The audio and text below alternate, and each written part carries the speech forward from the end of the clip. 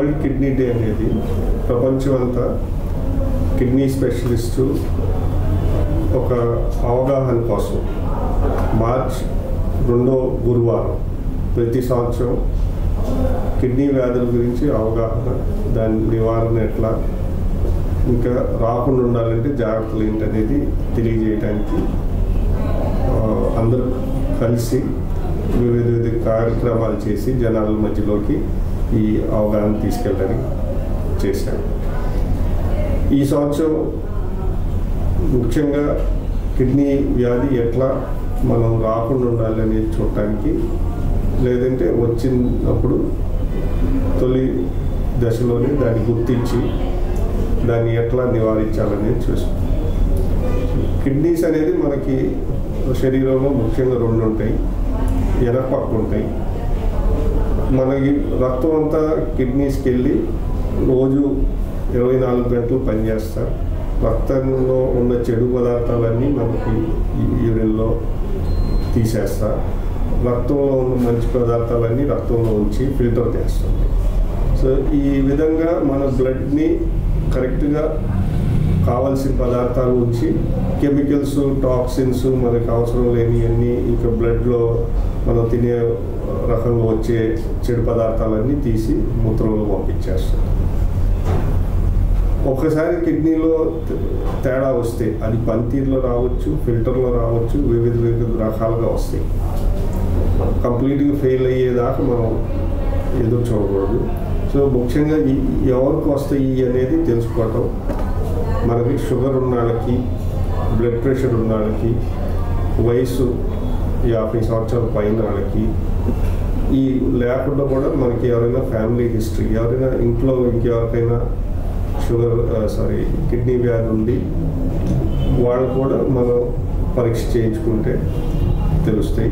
ఈ కాకుండా మళ్ళీ కాళ్ళకు వాపులు రావటం అనేది, కిడ్నీ స్టోన్స్ అనేది, సిస్టిక్ డిసీజెస్ అని ఉంటాయి, అది వంశపారంపర్యం ఉంటాయి. అట్లా ఎవరికైనా ఇంట్లో ఉంటే వాళ్ళు ఇవన్నీ ఈ హై రిస్క్ అంటాం. వీళ్ళు తప్పనిసరిగా మనకి కిడ్నీ టెస్టులు చేయించుకోవాలి. ఏమేమి టెస్టులు అంటే, ఒకటి మూత్ర పరీక్ష, మూత్రంలో ప్రోటీన్ పోవటం, ఎర్ర కణాలు పోవటం అనేది ఉంటాయి. రెండోది బ్లడ్లో సిరం క్రియేటిన్, బ్లడ్ యూరియా ఉంటాయి.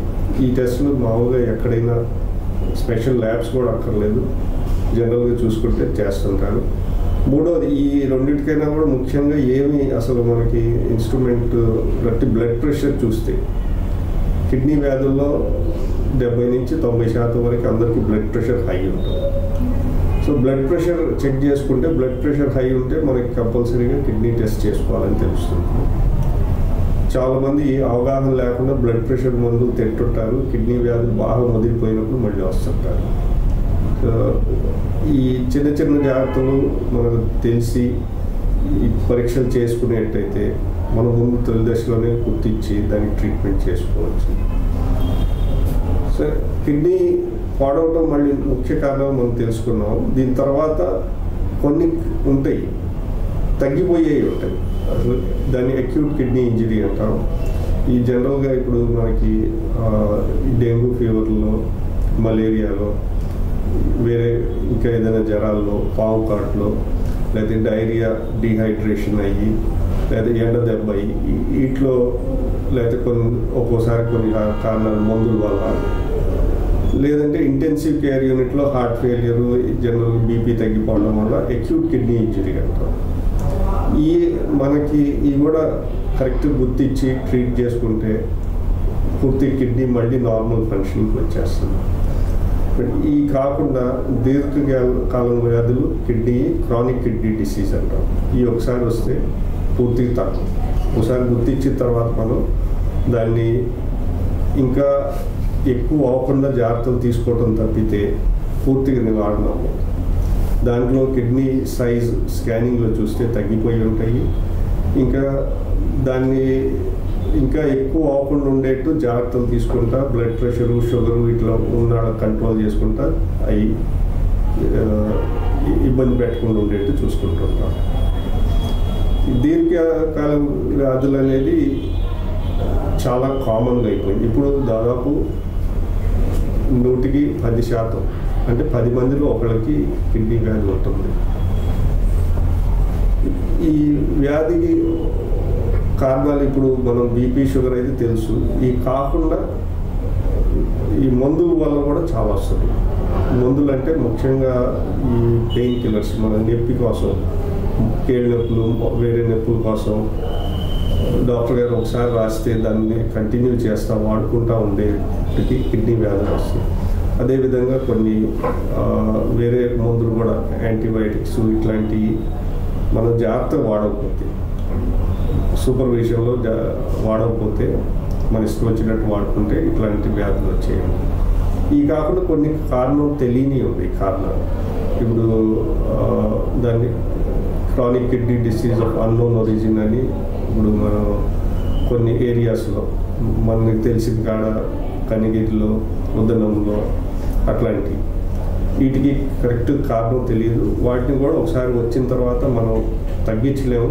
ఇంకా పెరగకుండా ఉండేట్టు, ఇంకా పెరగకుండా ఈ డయాలిసిస్లు వీటికి వెళ్ళకుండా అనేది తెలియజేయడానికి ఈ కార్యక్రమాలు చేస్తాం. నేను డాక్టర్ ఇప్పుడు ఈ కిడ్నీ పేషెంట్ గురించి మామూలుగా ఈ డయాలసిస్ అనేది ఖర్చుతో కూడిన, ఆ ఖర్చుకు సంబంధించి ప్రభుత్వ రంగం మన హాస్పిటల్లో ఈహెచ్ఎస్ అని, ఈ ఆరోగ్యశ్రీ ద్వారా కానీ ఈ డయాలసిస్ పేషెంట్కి మీరేమన్నా ఉచితంగా డయాలసిస్ చేసే సౌకర్యాలు ఏమన్నా? ఇప్పుడు మనకి ఎన్టీఆర్ వైద్య సేవ అవనివ్వండి, ఈహెచ్ఎస్ అవనివ్వండి, లేదంటే ఇన్సూరెన్స్, ఏదో దాంట్లో దాన్ని బట్టి చేయించుకుంటున్నారు. కానీ సొంతంగా డబ్బులు ఇచ్చి చేయించుకునే వాళ్ళు ఒక్కళ్ళు కూడా లేరు. ఎందుకంటే ఖర్చు, మీరు అన్నట్టు ఖర్చు ఎక్కువ, అది కంటిన్యూస్ ఖర్చు. ఇప్పుడు ట్రాన్స్ప్లాంట్ అనేది యాక్చువల్గా చూస్తే ఒక టైం ఖర్చు, అంటే డిఫరెంట్ కేటగిరీస్లో 3 లక్షలు 5 లక్షలు ఎట్లా కిడ్నీ మ్యాచింగ్ బట్టి అయితే ఒకసారి చేస్తే దాని తర్వాత మందులు తినటం అనేది డయాలిసిస్ కన్నా తక్కువ అవుతుంది. డయాలిసిస్ అనేది కంటిన్యూస్గా బతుకున్నంత కాలం మనం చేసుకుంటూ ఉండాలి. ఒక 2 years 3 years తర్వాత చూస్తే ట్రాన్స్ప్లాంట్కి ఎంత అవుతుందో అంత డయాలిసిస్ అవుతుంది. దాని తర్వాత చూసుకుంటే ట్రాన్స్ప్లాంట్ ఖర్చు తక్కువ అవుతుంది. సో అందుకని ఈ డయాలిసిస్ అనేది యాక్చువల్గా ఈ ప్రభుత్వ ప్రోగ్రాంలు పెడుతుంటే గవర్నమెంట్ చాలా మంచి పని చేసి చాలామందికి ఈ లైఫ్ ఎక్స్పెక్టెన్సీ పొడిగించి చాలా హెల్ప్ చేసింది. ట్రాన్స్ప్లాంట్కి అంతే చేస్తే తక్కువ ఖర్చుతో ఎక్కువ మంది ఇంకా బెటర్ ఉంటుంది. అంటే ప్రభుత్వం కానీ ఈ ఇన్సూరెన్స్ కంపెనీ కానీ ప్రభుత్వం ఈ ఆరోగ్యశ్రీ ఈహెచ్ఎస్ ద్వారా ఇప్పుడు ఆ ట్రాన్స్ప్లాంట్ సౌకర్యం లేదు, ఉండయి ప్రమోట్ చేయాలి. ప్రభుత్వం ఖర్చు పెడుతుంది కానీ లిమిటేషన్స్ ఉన్నాయి. దానికి తగ్గట్టు బడ్జెట్. సుమారు ఎంత ఖర్చు అవుతుంది సార్ ట్రాన్స్ప్లాంట్? మామూలుగా 4 నుంచి 5 లక్షలు అయితే ఈ ప్రభుత్వ పథకాల్లో 1.5-2 లక్షలు ఇస్తున్నారు. Long bean-shaped organs. They lie at level of your waist on the back side of your body. Every human being has 2 kidneys which lie on the right and left side of the spine. The kidneys produce urine. The urine flows from the kidney through the ureter to the bladder. The bladder passes out